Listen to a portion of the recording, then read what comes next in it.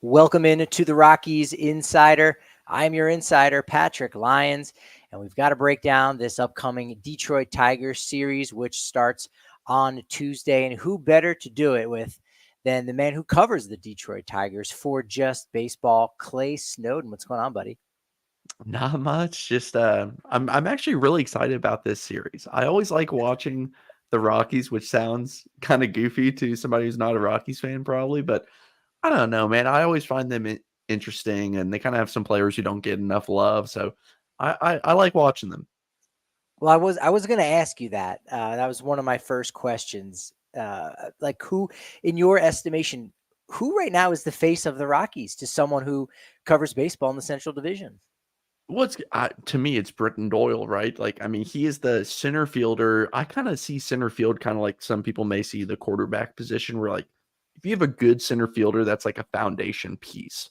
And he's exactly that. And he's taken such a big leap this year. I know you know that, and you've talked about it a lot, but I don't think he was getting enough love. And I've been a fan of his since last year when you saw the glimpses of it. The offense struggled, but man, he's really picked it up. And I've actually compared his leap to Parker Meadows, the Tigers center fielder.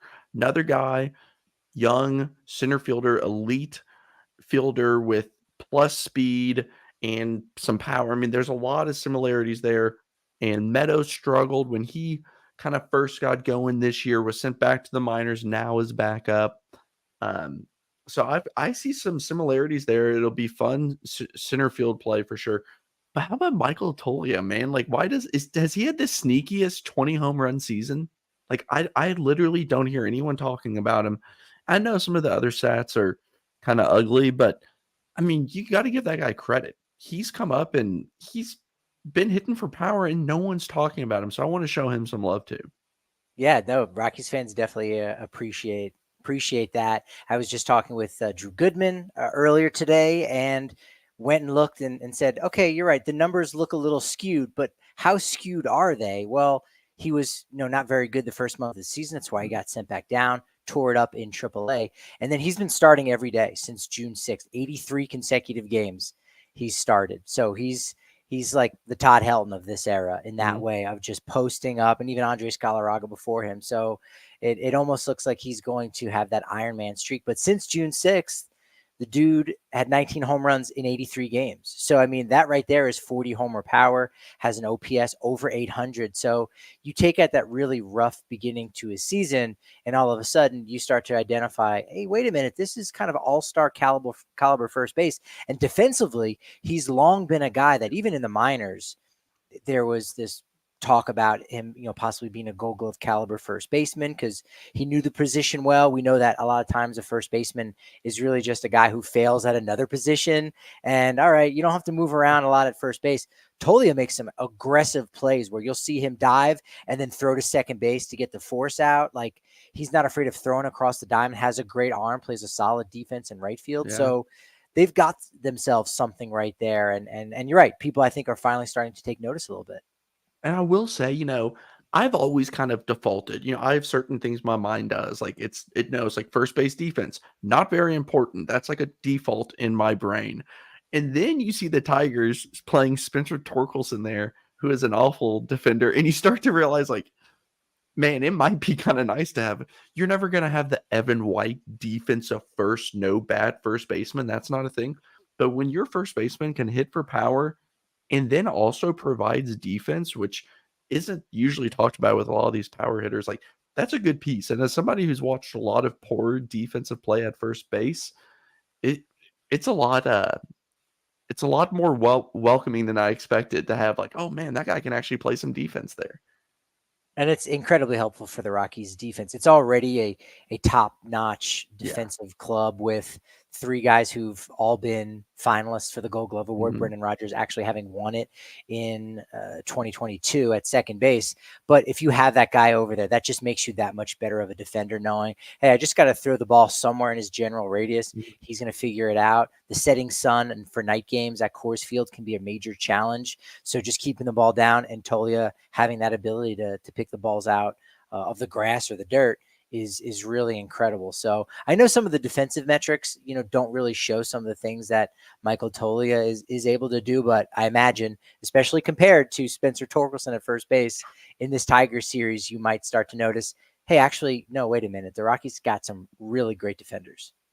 I've always said that the Rockies are, they're one of those teams that the defense, and I don't think the average fan thinks like, if I said New York Mets, you don't immediately think like, what's their defensive structure like? Are they good at defense? But like the Rockies, when you look around that team, like they are full of plus defenders. And anyone who knows, if you watch a bad defensive team, how quickly it can bite you, how quickly a single, the guy's on third base now, kind of out of nowhere.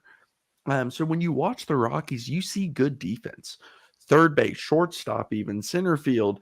Like they have players who are going to stand out defensively, and for a team that may give up a little bit more contact than your average team, that's always good to have. So yeah, the Rockies, they're not perfect, obviously, with their record, but I think that they're a little bit more intriguing than the average fan may think. It's funny you mentioned what happens when you have bad defense and things can just fall apart. That was the Rockies the first 3 weeks of the season when they like couldn't buy a win, where the everyone was kind of trying to do too much, and it was like, oh my god, this defense is atrocious. This isn't these players, but if this is what we have to go by the first 2-3 weeks, this could be an all-time atrocious season, almost Chicago White Sox-esque. Instead, it'll just be just a regular old 100-loss season. Not great, but the defense, you're right, has definitely seems to have improved. Now in this 3-game set here on the West Coast in the Mountain Standard Time Zone, 4:40 starts on Tuesday and Wednesday, and then Thursday a little brunch in baseball at 11:10 a.m. Tuesday is going to be Bradley Blaylock against Keider Montero. Wednesday, Austin Gomber just recently placed on the paternity list, so he will not be making the start on Wednesday. It's more likely than not going to be Tanner Gordon, who just got called up, another rookie, versus Casey Mize, former first overall pick. And then Thursday's matinee, Ryan Feltner against Tarik Skubal. Tarik Skubal is now going to be the second probable Cy Young Award winner after Chris Sale last Tuesday to go against the Rockies in a 10-day span. That's got to be quite the rarity. I know he's very easily the greatest 9th-round pick in MLB history, right? I mean, and certainly the greatest player to ever come out of Seattle University, which sounds like a made-up school where I'm just taking a city's name and a university. But no, they really have a baseball team, and Tarik Skubal is definitely the greatest player to come out of there. And you know what's funny about this Tigers team, and credit to the front office and development, they have several players who are drafted or waiver wires who are good. And when I say good, I don't mean like that's a solid big leaguer. I mean Kerry Carpenter. I mean, he's probably one of the more underrated batters on this team. A lot of the average baseball fans probably don't know much about him. A platoon only outfielder who hits righties, but hits them well. Anyone who looks at Kerry Carpenter stats will be blown away by how good they are. He was a 19th round pick and signed with Detroit as a 19th round pick. Tyler Holton, who's probably the best bullpen option, I believe he has a top 5 ERA in all of baseball over the past 2 years. I know Patrick's probably going to work his magic on Baseball Reference there and be able to tell us exactly, but that guy was a waiver wire claim 2 years ago, and they've really been able to find some good players on the fringes, older minor leaguers who are come up. And like I said, they're not just good, they're like very good, regardless of the name on the back of their jersey that you may not know. That's kind of where the Tigers have kind of exceeded expectations. And that's where I see it as, okay, they're proving that they can ID players. They're proving that they can develop certain players, and not 100% hit rate, of course. And now they have a top 3-5 farm system in all of baseball. That's a good combination and a good equation going into the future. And smaller market teams have to be able to pick up those kind of players on the fringes. Like you said, I think Tyler Holton, I haven't thought about that name in a while, but now it's ringing a bell. Like, oh yeah, that's right. He was with Arizona, talking with Arizona's coming to town. And so talking with my buddy Jesse Friedman over at PHNX D-backs, like, oh wait, hey, this was a Diamondbacks guy. What's going on? And he's basically, we don't want to talk about it. Like they might have made a mistake of just letting that guy go. It's the most unbelievable part. And we've all seen the bullpen games, right? Like we all are familiar with that, love it or hate it. The Tigers, since the deadline, have more or less gone bullpen games 3 out of 5 games. Tarik Skubal starter, Montero starter. Then it was all these different bullpen combinations. Now, Casey Mize came back from injury, so a little bit less.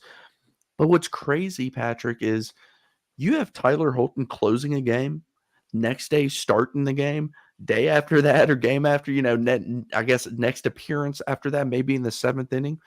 Brant Herter, another guy no one knows of, 25-year-old rookie lefty who just gets ground balls.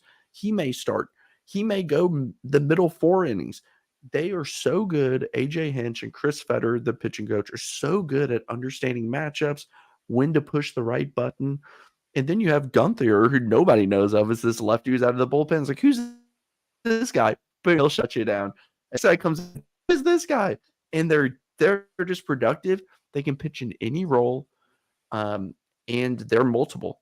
I mean, it's really incredible how much they've gotten out of these bullpen starts and been able to say, hey, Kenta Maeda, give us the middle 4 or 5 innings, and we're going to pretty much play the matchups, and anyone can pitch anywhere. And it's at first I was kind of like, this won't last. But after the sample size they've done, it's kind of like, yeah, man, they might have found something here. I know that since the start of August, as you said, Tigers bullpen has been really solid.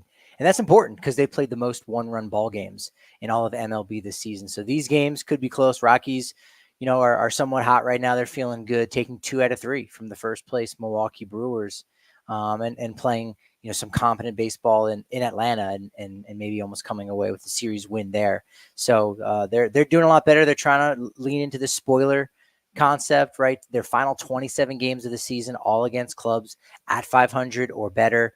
I want to talk a little bit more about Tarik Skubal and just the state of the Tigers, who, as of recording here on Tuesday, September 10th, they're only 3 games back of the final wild card spot. And I'm just kind of curious with Skubal, was there a little bit of a surprise in a sense that he's been able to ascend to this like Cy Young status? He's always been one of those young pitchers. He's getting a little bit older now, still 2 more years until free agency. We might have to touch on that concept, what happens for his future. But was this really in the cards for him as a 9th round pick, that, once he started to show what he can do in the lower levels of the minors, that he would get to this state?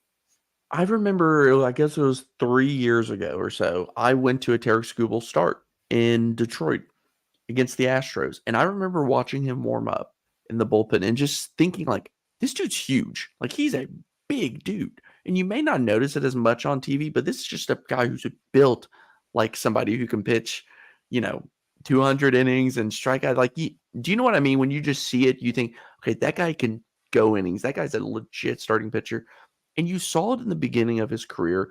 Little bit of trouble here, too many home runs or too many pitches outside of the zone, but you saw the stuff and you saw the games where he might strike out 10 and you think, okay, like, it's just about putting it all together. And more credit to Chris Fetter, the pitching coach, who seems everything he touches turns to gold. It's incredible how much he's gotten out of some of these pitchers, and he's helped Skubal develop. And Skubal even talked about that on a podcast. And now it's just goofy stuff. I mean, he just has disgusting stuff. He can locate it now too, which is a huge step forward for him in allowing less home runs. That's usually, hey, my location improved, my command improved, and I'm giving up less home runs. That's a good track to be on. So yeah, you started to see flashes of it. He was injured for the beginning of last year. When he came back, it was kind of like, whoa, holy crap. This guy's much better than before. Okay, small sample size, half a season, let's see. Then he came in this year, and I don't think anyone has any questions about Tarik Skubal anymore. Are the Tigers in a situation where they seem close to being not a perennial team, but just a club that's got a lot figured out, as you've been making clear here? Or, are they that close, or are they so close yet so far where, the future for Tarik Skubal is unclear, where, maybe you do need to turn around and make a trade like where Jack Flaherty, maybe you if you held on to him, would you be in that final wild card spot? It's hard to know, like, to serve what's best for the team right now in this moment, or look towards the future. Where do you think they're going to end up landing with Skubal and keeping him around, or putting him out on the trade market? I was always pro keep him. He is There's a certain, like I was talking about before, the defaults in my brain. It's okay, you're out of the playoff race. This guy, like, trade him, trade him. There's certain things that we all know in situations where you would say, okay, yeah, this guy fits in this category. I truly think Skubal is talented enough that he's like a caveat. He's in his own tier. He's not in the typical traditional plug in, team's not good enough, starting pitcher, Jack Flaherty. Okay, his situation, the future, trade him. Like, that's how our brains work when we talk about roster construction. But you have certain players who fall in the outlier section, and I believe he's there. And to me, he is far too talented to just say, oh, well, like, here's what we got to do. This is how the process typically works before you get here. He's special. You don't just trade off special in my mind. You do everything in your possible control to either keep him through his contract or through his team control or sign him. I know about, Scott Boras, all this stuff. Okay. If it comes down to it, trading him, at the deadline before or whatever, that's fine. I just think he's too good to be moved, especially because I don't think the Tigers are that far. I really don't. Torkelson is the big question mark. I don't think he's part of the future, but that's a first baseman. We know how easy it is to stop gap, replace, trade for, sign, whatever first baseman. But they have a lot of young talent, and you'll see it on display this week. They have Riley Green, Carpenter as kind of solidified pieces. They have a top 5 farm system coming up. Now, those guys are, 2 years away for the most part, but I think that you can kind of see this nucleus starting to come together. And once that happens, to me, it's okay. We have the major league team kind of forming, we have the minor league growing. Now it's all about just complimenting these guys. And you can do that in free agency and trade. So I think that they're close enough that it's reasonable to hold on to them. It's not a crochet White Sox situation here. Yeah, I think it's important for Rockies fans to, watch a series like this and to pay attention to a team like the Tigers, who are, as you said, still young and on the come up and have some better days ahead of them. And you go, all right, well, what is a team like the Tigers doing? Like, I think that's important for anyone's fandom, is to not just seclude yourself inside of a bubble of other fans of your team or other, the voices within your market. Find out what's going on outside and say, okay, Yeah. teams in similar places. I mean, you can do as much research as you want on the Los Angeles Dodgers, but the Rockies and even teams like the Tigers aren't going to be able to replicate that. No. Maybe you take a couple pieces from what they're able to do, because so much of it is backed financially, but it's also done very intelligently as well. So you have both of those elements. So watching someone like Detroit, or what we're now seeing, of course, in Kansas City, losing 106 games in 2023, going out and acquiring a lot of free agents, not any of the bigger names. Seth Lugo was the biggest name. And even still, there's plenty of baseball fans who have no idea who he is. They couldn't even pick him out of a lineup of 10 people named Seth Lugo. They go, I don't know who that is.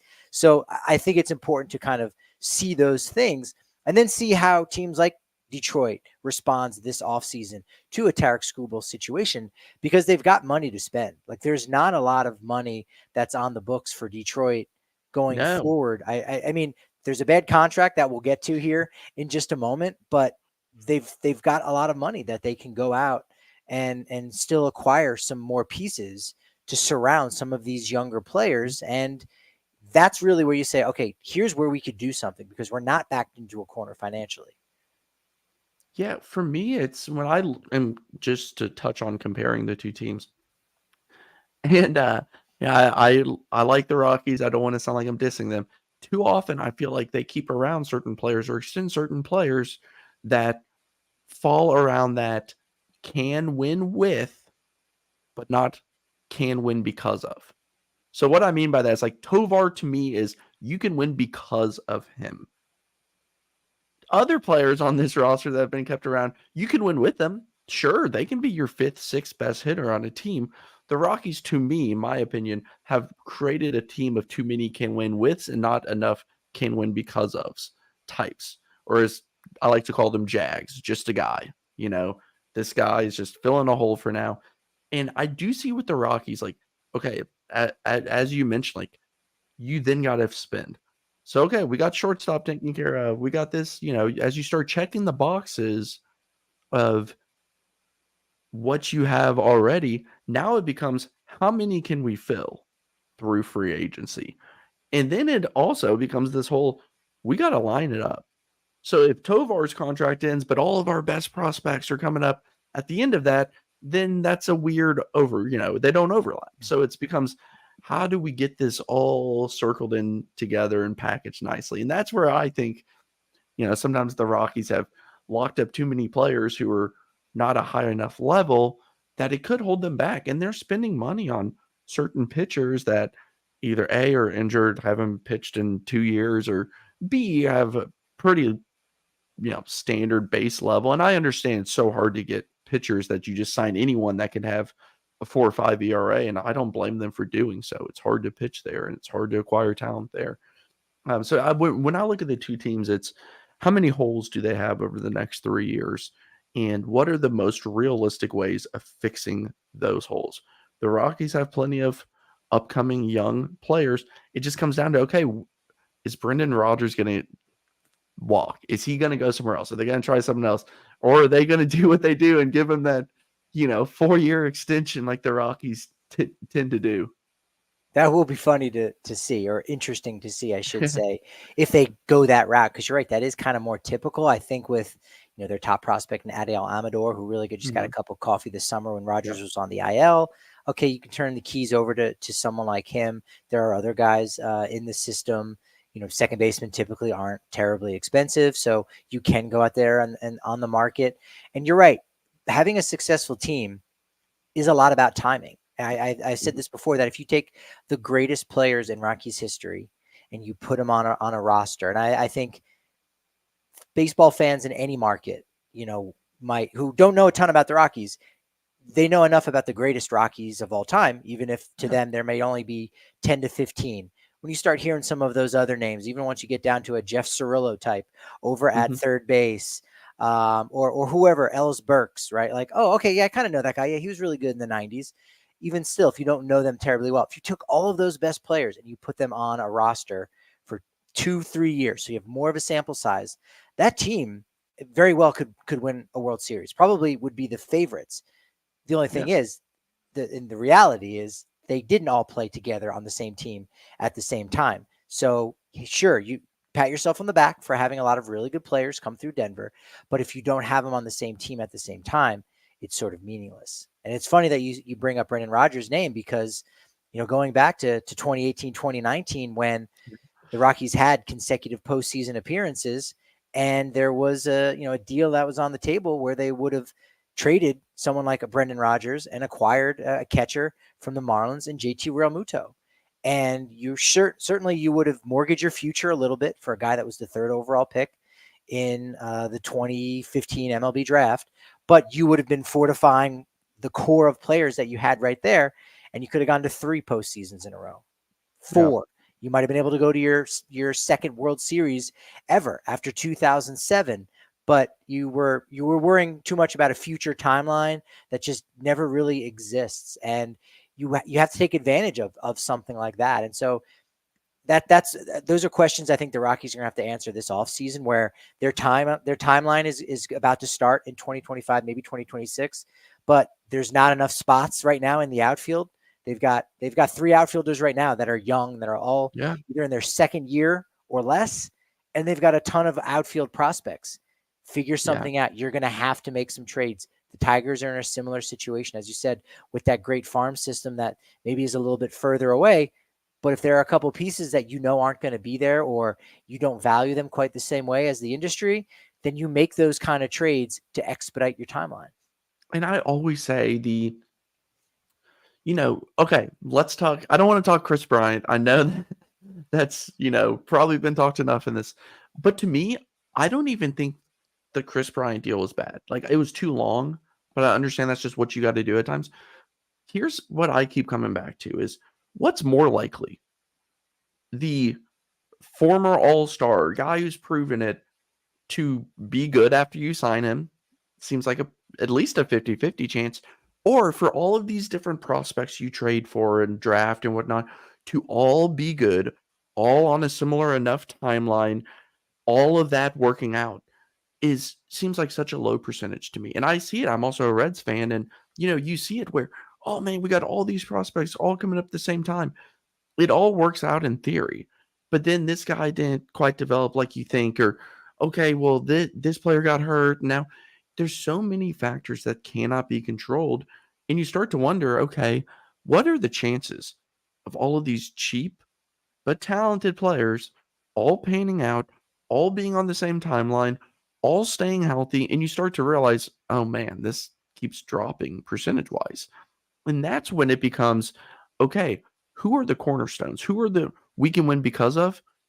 The other prospects or more depth or more, okay, let's see. Do not let that prevent you player. I do not like to see teams say, we got this prospect coming up. He's the third baseman now. Like, bring in a stopgap at least. Bring in insurance. Bring in somebody. Don't be afraid to complement the cornerstone talent with that vet talent, just in case the rookie doesn't work out, just in case all these prospects don't line up on the same timeline. You need a backbone. You need an identity of the team, and you need some vets in a clubhouse. So to me, it's that's kind of where the Tigers are right now is, okay, we've spent the past 2 years kind of seeing what we got, and we have a good idea. And someone like a Jace Young, who's a rookie, has only been up for about a month, is playing third base. Like, he struggled. Like, okay, I think they need to bring in a third baseman this offseason for at least a 1-year deal so that there's not as much pressure on him. Same with Torkelson. Like, you need a better plan B. They went into the season saying Tork's the first baseman. He was so bad he got sent down and spent 50 something games in AAA. What was plan B? Mark Canha, who they shipped off at the deadline. Bly Madris was playing first base for a while there, like regularly, because they didn't have a better plan B. So when you start to transition from see what we have to let's start trying to win more baseball games, you just have to have better plan Bs. You have to have more vets in there. And I don't think that the Rockies are that far away from being in that type of a position. They definitely are in a better spot for that, having those depth pieces when someone option A doesn't work out. The reason why they lost 100 games last year was because they made one trade at the deadline where they offloaded a reliever to get back a Colorado native that they had lost in another trade. And then they made no trades in 2022. They're the only team in MLB to not make a trade. And so that's where you get your depth in 2 down seasons where wave the white flag. Everyone knows that this is almost futile a little bit, right? And then in between there is when you go out and you pay that premium, like you said, for a free agent, because the fate of prospects, look, most of them are suspects more than they are true prospects. I wanted to pull up the top 10 list on MLB Pipeline in 2020 of the Colorado Rockies. I've said this many times that, that a lot of fans of every fan base, of every team are passionate, and sometimes they can just be blinded at times and think that the world is against them. And I don't think that's true when it comes to prospects. Now, if you want to say an individual prospect like Trevor Story was overlooked, yeah, he wasn't a top 100 prospects, but that happens to players in different organizations all the time. But as a whole, if you're a prospect pundit, you want to be right more times than wrong. So you don't have any access to grind on any organization, no matter how good or how bad they are.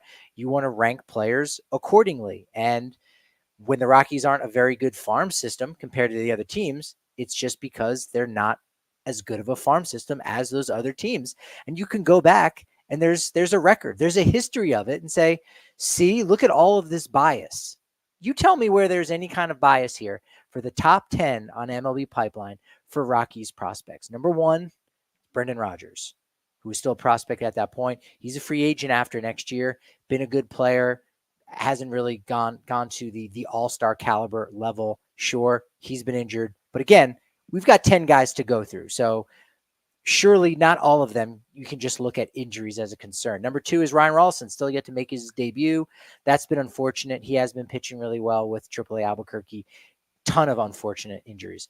Michael Toglia, number 3, finally now in his 3rd year of professional experience, making an impact. Ryan Vilade, Detroit Tiger Ryan Vilade. Yeah. Done right there. Taron Vavra, who was utilized in a trade to acquire Michael Givens during the pandemic season.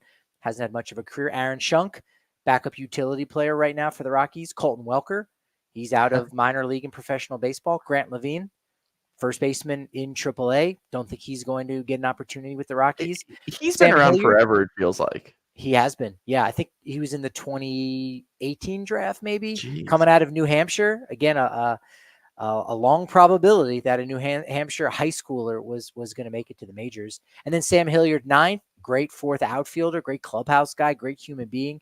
And Ben Bowden, who I think he just got let go by Atlanta. But, like, that's your top 10. And then Jonathan Daza, Tyler Nevin, Carl Kaufman, Brenton Doyle there at 14. Number 15, Ryan Castellani, Nico Decolati, Helcris Oliveras, Josh Fuentes, Tommy Doyle, Jacob Wallace, Will Etheridge. Certainly some of these long shots are going to be somewhere. Daniel Montano, Ashton Godot, Eddie Diaz, Julio Carreras, Riley Pint. Like, okay. Ezequiel Tovar, 29. And Brenton Doyle, 14. Jonathan Daza was freaking above him. Like, it shows you sometimes this is, right. Especially once they're young and getting on that list, they can move around a lot. But yeah, I mean, you look at that system in 2020 and you don't see, you want, in my opinion, your top 5, you want 2 to hit and hopefully 1 depth. Like, somebody who can be a bench bad, for quad A guy like that. That's how I look at top 5s. Like, if you can get 3 players to make it, because it's not a perfect system. You look at this top 10, there's guys out of baseball. Like, there's guys like not providing much of anything here. And I don't want to say anything poorly about these guys, but it's just the reality. When you miss like this, like the Tigers went through this. If you look at their draft, I think it was like 24. Like, they had multiple years where not a single drafted player played more than 50 games in the majors ever. So, like, when you miss like that, it sets you back for years. And that's why it's so important to have good drafts and at least can you get 2 guys out of a draft? You know what I mean? Like, can you get 3 maybe? That's kind of how you have to look at it. It's a low percentage, deal here, but that's what you got to do when it comes to building a team. And by comparison, just to start the 2020 season, the Nationals were ranked 29th, and their top 10 from 10 to 1, Matt Cronin, Seth Romero, Tim Cate, Mason Denneberg, Eddie Yean, Andrew Lara, Will Crow, Jackson Rutledge, Luis Garcia Jr., Carter Kieboom. Seems to me like MLB Pipeline got that right. Yeah. Seems like they got the Rockies right too. So that's almost a pet peeve of mine when people say, everything's against us. And no, not really. Not really. Yeah.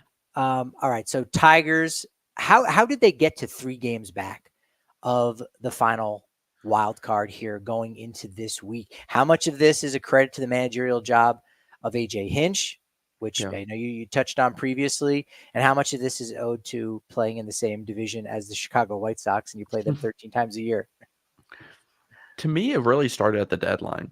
They moved Jack Flaherty, which, I don't want to get too deep into it. People are saying he should have signed. He came here with the idea of hitting free agency again. That's why he signed the 1-year deal, pitcher-friendly ballpark. So, to me, you have to trade him because he wanted to test the market. Is Detroit going to outbid everyone else? I did the contract comparisons to similar deals. You're looking at Carlos Rodon type situation, injury, comeback, 1 big year. Robbie Ray, that's 4 or 5 years, 100 million type level. Wasn't going to make sense. So they move on from him, and something just started to click a little bit. They brought up some youth. They kind of shedded some, Gio Urshela, who I don't think too highly of as an actual baseball player in person, but you're taking at bats away from him. Your Javi Baez has been injured and playing less. You bring in youth and you bring in this energy, and you can see when you watch it, there's this different vibe around the team. Parker Meadows is a huge, huge part of that. And I'm a huge Meadows fan. When you look at it, I did the stats outdated, but he had been up. I remember it was like 2 weeks into August, and 8 of the 10 hardest hit balls of the season by him had been in those 2 weeks. It just shows he came up dialed in the other day, and he's been clutch. He robbed, I think it's been 2 home runs he's robbed. in either the 8th inning or later that saved a game. Then you get on the base pass, he's stealing bases. The other day in San Diego, full count, 2 outs, bottom of the 9th, bases loaded, grand slam to go up to put the Tigers ahead. He comes up clutch, and I truly do think him coming up and playing the way he is playing has helped flip this. The games that they're something like 12 games over 500 when he plays and about the same under 500 when he doesn't play. So he's just a game changer. He truly is. He impacts the game in similar ways that Doyle does. Riley Green, Cole Keith, those guys have kind of been hot, cold recently. And a lot of the young players aren't even playing that well. And it all comes down to hitting the right buttons in the bullpen like we covered. It's frustrating as another fan, I'm sure, because I'm sitting there watching the Tigers thinking, oh, man, this can't work. It worked last night. This won't work. Shelby Miller coming in. This isn't going to work again. And it just does. I don't know how to explain it. They'll load the bases and they'll get 3 straight outs and get out of it. I don't know how it works. It's more than just luck. I'll tell you that much. They've had some good players coming in, and it just seems like everything's clicking, and you can see it in the dugout with their celebrations. This team has a new energy and new life, and they can taste it now. And then you have Tarik Skubal every 5th day, and that helps a lot. And you all would get a look at Kaider Montero, who now goes by Cater Montero. He changed that when he came to the majors for some odd reason after years of not doing that. But and you'll be surprised. He's a really talented player. You'll see a few of his breaking balls and say, whoa, wait up now. Like, who is this guy? Location on the fastball, though. Like, that's what we need to see from him. That's been shaky. But I think, when you watch a team that you don't usually watch, you usually leave saying, whoa. They have this one player who I'd never heard of who's really good. Like, that could be him. Tyler Holton could be him. I always said, I watch a lot of the athletics baseball too. And last year I said, nobody knows about this Mason Miller guy. And then what happened this year? Like, every time he played that first month, whoever's team he was playing, their fans were like, we need to trade for Mason Miller. Who is this guy? We need him. Like, I feel like that's going to happen with somebody like either a Montero or Holton from this team. But there's several guys that I think Rockies fans will say, like, oh, wow, that's kind of a nice player. And that's kind of where the Tigers are right now. A lot of nice players developing. And I think that they're on the right track. Yeah, they more and more we talk about it, they sound a lot like the Rockies in that way. Yeah. Probably at least a year behind where the Tigers are at. Maybe not more than that, but they're very similar. Shout out to the homie Jacob Sterling jumping in the chat there on YouTube. Appreciate that. We touched on Javi Baez already, but 6 years, $140 million, $73 million remaining for the next 3 years. As you said earlier about, Chris Bryant, probably 1 year too many. I mean, you could argue as many years too many, but 7 years too many. 6 years versus 7, right? And Yeah. and that's Boris was able to get that extra year tacked on with the $27-28 million annually.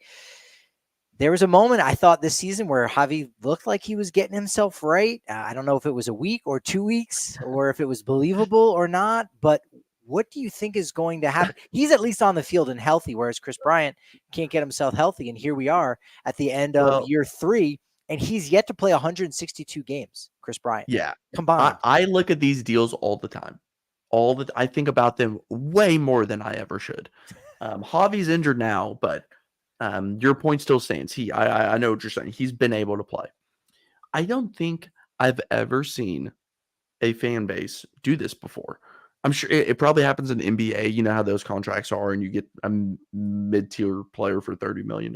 But when the Tigers were not good and they signed Javi Baez, instead of everyone being like, oh my gosh, yes, we got a good proven player, like everyone was like, oh no, we got the wrong guy here. Like we bought the wrong shortstop in that big free agent Correa story. Corey Seager. Yes, yeah. I mean, I think was Bogarts in there. No, I think he was the year after. Either way, all of these players, the Tigers got the wrong one. And to Javi's credit, he goes 110%. He never takes plays off in the field. He still has a great arm. I think his range has gone down.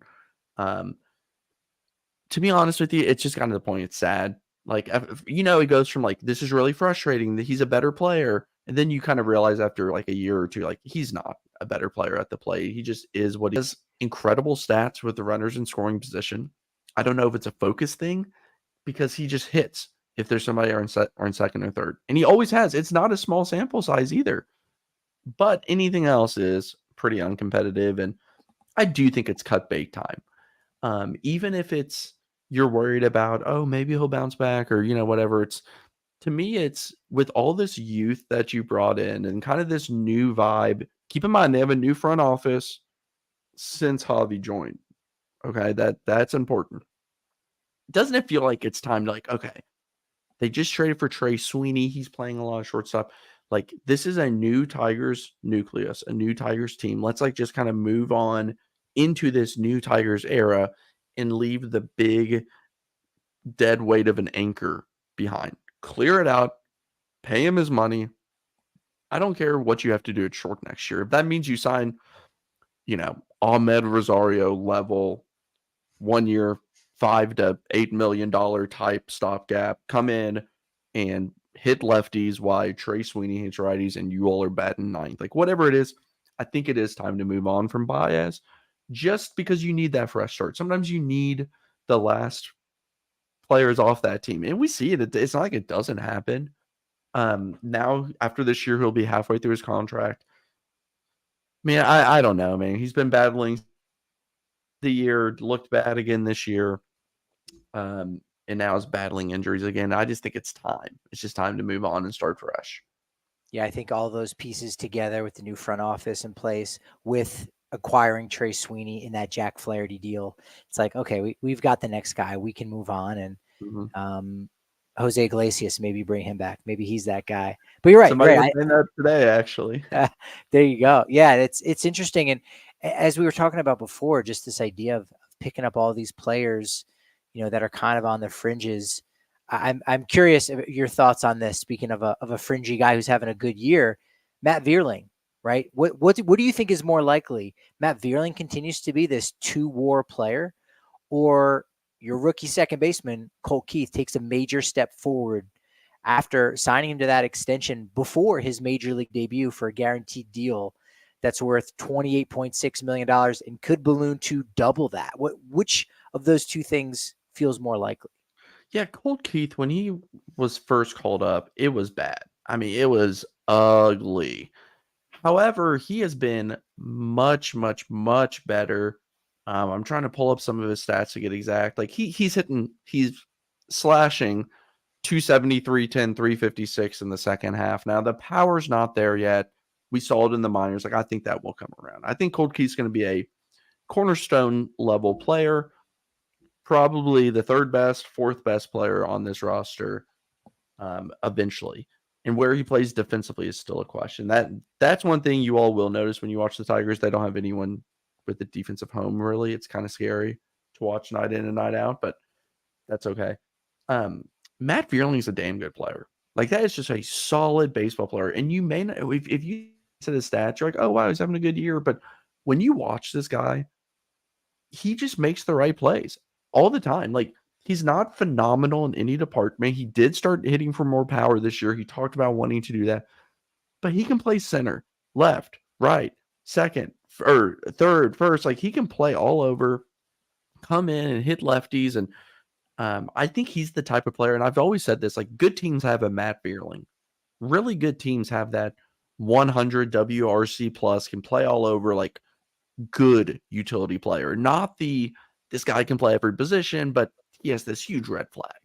They have this guy can be a starter if you need him to, but we have him as a bench player.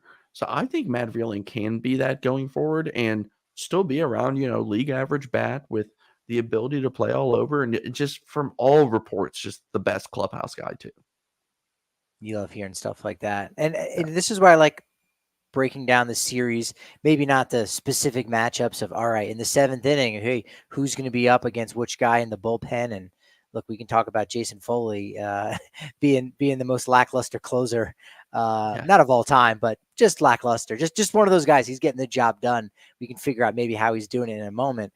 But understanding what other organizations are doing around the game, to learn from it, to compare and contrast, and highlight players that don't get enough attention, like a Matt Vierling, and Yeah. maybe even a Riley Green. I know he was an all-star, but he seems like one of the best young players that doesn't get enough credit, or is he one of the best young players that hasn't really touched his potential yet?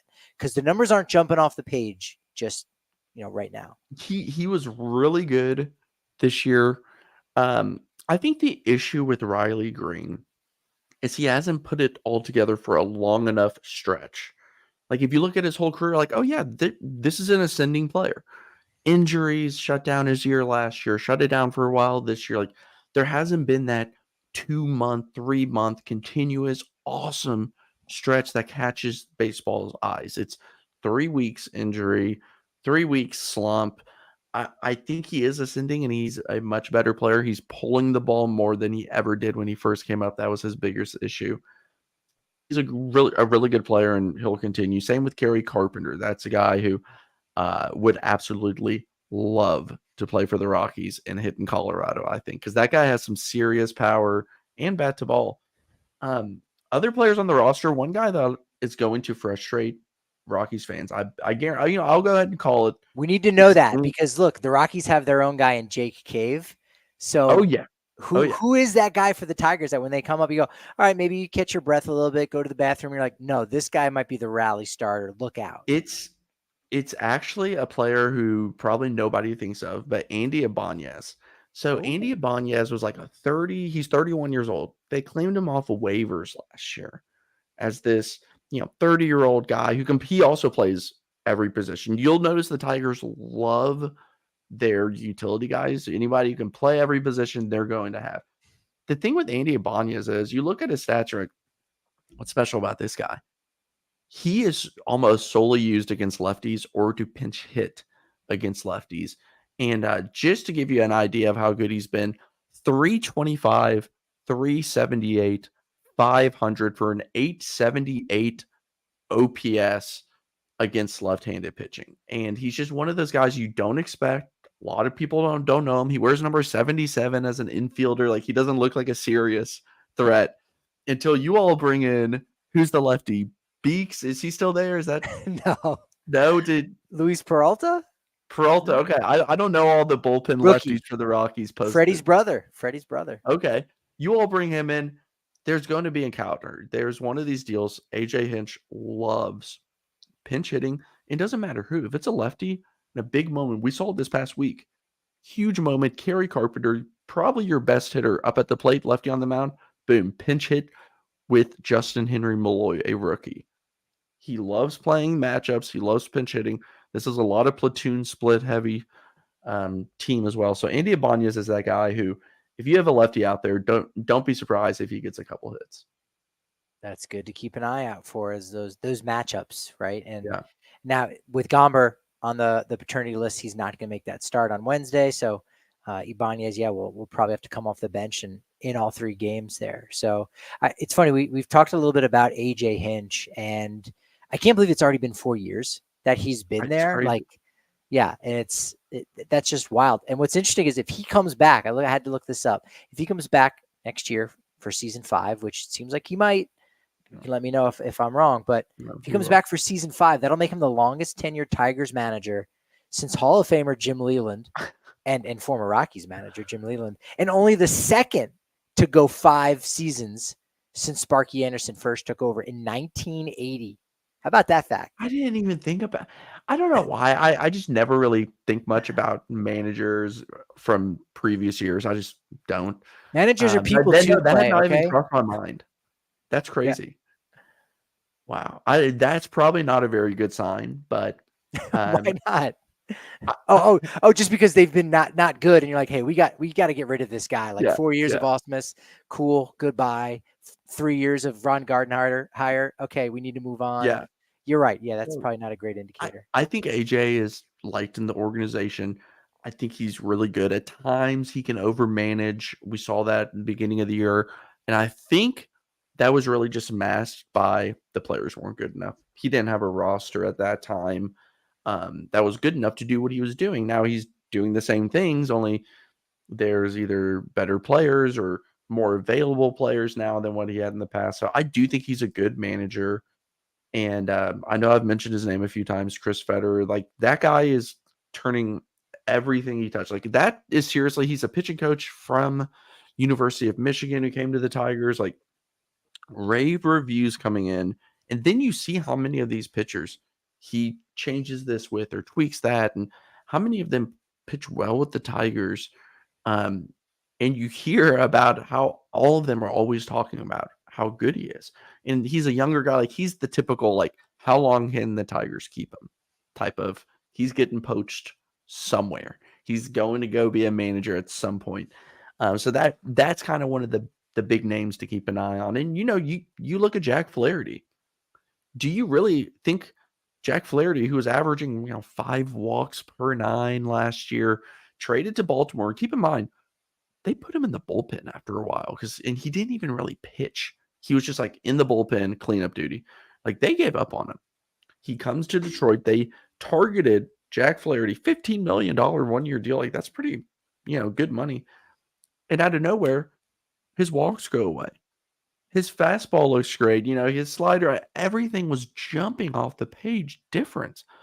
And I think it has a lot to do with Federer, because if it was a Jack Flaherty thing, he would have figured it out, I don't know, the 4 or 5 previous years he was walking the house every year. So to me, it's, they've shown that they can develop pitchers, and which I don't want to get too far off topic, but it kind of makes me wonder about the bullpen games.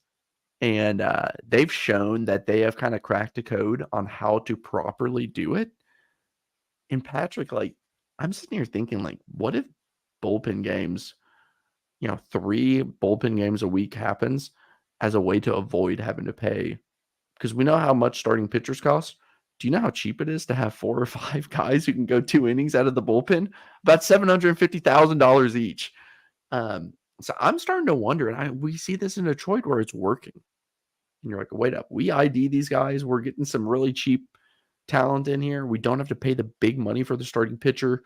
Less injury because of these bullpen games, less stress on arms and whatnot. And I'm sitting here, and I'm kind of worried about it being a thing where the union is probably worried about, like, wait up, what if like 60% of pitchers, starting pitchers, eventually, if this trend continued, were just shut out of deals?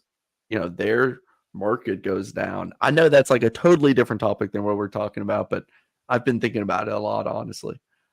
No, it is interesting. And I think that's one of the reasons why the concept of the double hook DH has been floated, and I think could be, beneficial for everybody in the league. So veteran players, veteran starting pitchers, or that there's more of them, and there's also more of a premium placed on them. And so that's going to help increase salaries, and that's going to benefit everybody, rather than teams like the Dodgers, who we know they go out and spend on starting pitching, but they will also be fine with putting a guy on the IL for a month to say, catch your breath. We're just gonna have a bunch of bullpen games and go forward like that.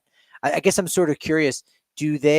So will we actually see, the Casey Mize and Skubal we know starts, but is Mize's start really just a start in the second inning? No, I think so it was 3 a week until Mize came back last week.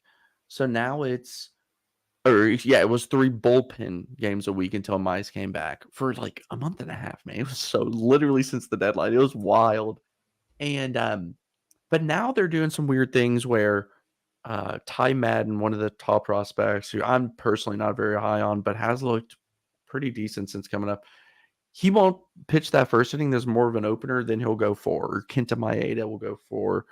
Or they might just do more traditional. Like they mix it up, and that's what makes it hard.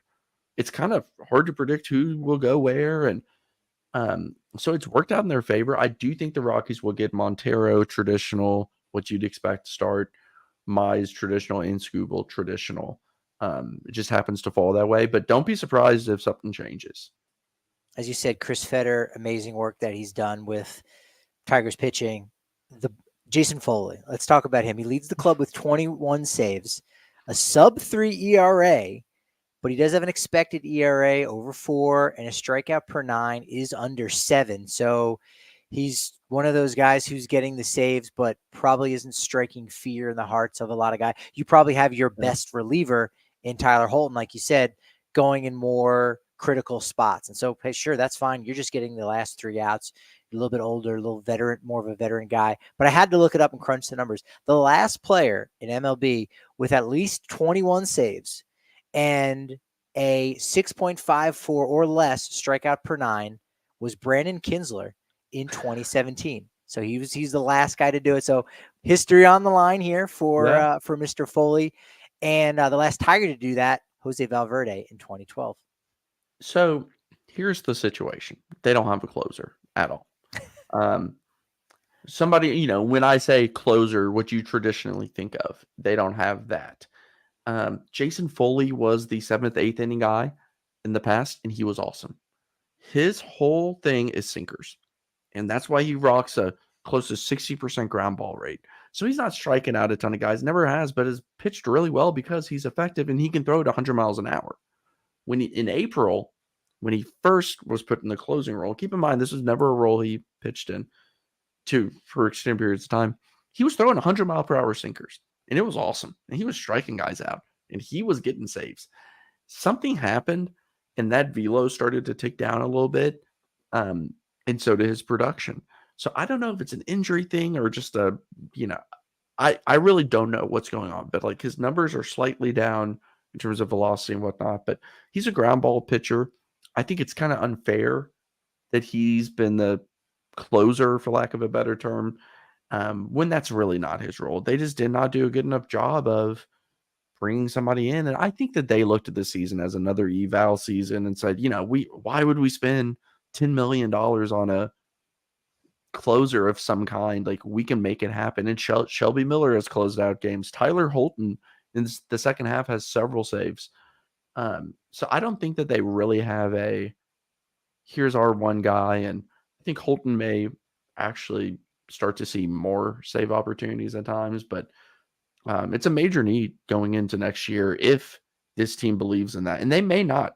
They may just say, you know what, we don't need a traditional closer. We'll just pitch whoever. We trust our guys. Will Vest has gotten opportunities. Like, everybody in that bullpen is getting them. And I don't know if it's so much of we don't really trust anybody, or if it really is like their philosophy is, we have X amount of pitchers that we trust, and we don't really care where they pitch. We will pitch them in any inning, depending on a situation and matchup. I don't personally agree with that philosophy. Maybe I'm have boomer thoughts here, but I like having a traditional closer that you can count down. Those last 3 outs are not the same as any other 3 outs. I will go to my grave with that, no matter what a Excel spreadsheet tells me, or percentages or matchups. Like, you got to have some dog in you to be able to consistently get that last 3 outs. Yeah, it's something that the Rockies are going to be searching for this offseason. I think for more of a veteran presences late in the ball game. And you're right, they can be expensive. The Rockies went down that road with their super bullpen, spending over $100 million, and they got like a year and a half, out of those guys before it started to take a major downturn. So it can be expensive. And if you can forego it when it's not necessary, then you do that. But yeah, both Tigers and Rockies probably are going to look to add someone big this offseason. I just, the more I watch these bullpen games, more like day in and day out, like the more I think about, like, it's not that far-fetched to think getting a bunch of kind of long relievers / failed starters and just like piecing together 2 or 3 innings with several different guys, giving everyone different looks. You have a lefty, righty, different arm slots, different velos, different pitches. Like, that's a lot to deal with, especially like a place like Colorado, where we know how it is. Like, imagine if nobody saw the same person twice. Like, you somehow construct, I know it can't be done, but me and you both have our baseball minds going of like, what would an all bullpen team look like? Shohei Ohtani's, let's go. You Yeah, just need man, like 7 Ohtani's. I don't know what it would look like, but I am really wanting to find out. Like, I want to see somebody do it and just say, we no longer have traditional roles. Everyone on this team can go 2 or 3 innings every single day. Is that good for the game? Is that bad? Look, we're not going to answer that here, but this offseason, we're going to have to put our brains together. We'll talk more about great baseball books. Yeah. You got the whole wall behind you. We'll talk about different ways that the game could change different ways in which MLB doesn't want the game to change and getting away from the prestige that starting pitchers have. I think they're going to try to get that back with a rule like the double hook DH, like we talked about. But we got an entire offseason to do that. Let's enjoy a little of this Tigers Rockies series. Clay, go ahead and plug away. Let folks know where they can check out all your awesome work. Yeah, justbaseball.com. I'll be there, and on Twitter. I've got multiple accounts on Twitter. I'm sure that you all can find them. Clay Snowden. One covers the Reds and one covers the Tigers. So that's where you can find me. Clay, appreciate you giving me plenty of this momentum. I'm at Patrick D. Lyons and at Patrick D. Lyons MLB on the socials. Appreciate the momentum you've given me, but as I like to say here in the podcasting world, that momentum is only as good as my next show. So I will talk to you all tomorrow.